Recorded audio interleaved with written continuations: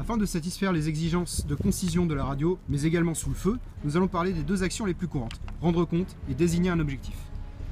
Rendre compte est l'un des réflexes du combattant, qu'il s'agisse de l'homme de tête qui indique ce qu'il voit à ses camarades et ou son chef de groupe derrière lui, ou d'un groupe entier qui rapporte au QG. L'information transmise doit être complète et rapide, c'est pourquoi on utilise le canevas NVAD. Nature, c'est quoi, c'est qui, de quoi s'agit-il? Volume, combien sont-ils? Attitude, que font-ils? Est-ce qu'ils sont en train d'attaquer, de se replier, de chercher quelque chose? Et la distance. Exemple, un groupe ennemi de 3 packs se dirige vers nous à 100 mètres.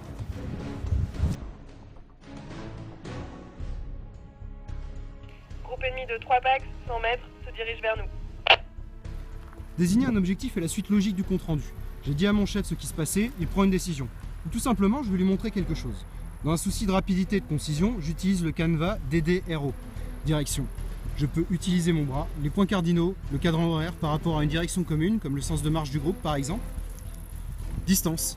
Estimer les distances en airsoft est important car 10 mètres font la différence entre être à portée ou non.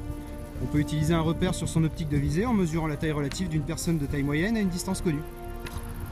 R pour repère. Apprendre à utiliser des repères clairs et reconnaissables par tous, comme une maison avec un toit d'une couleur différente, un arbre plus tordu, etc.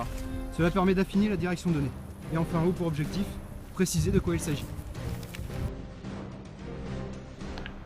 Dans la direction de mon bras, à 100 mètres, au pied du hangar avec le toit en bois, la mallette à récupérer. Vu? Vu.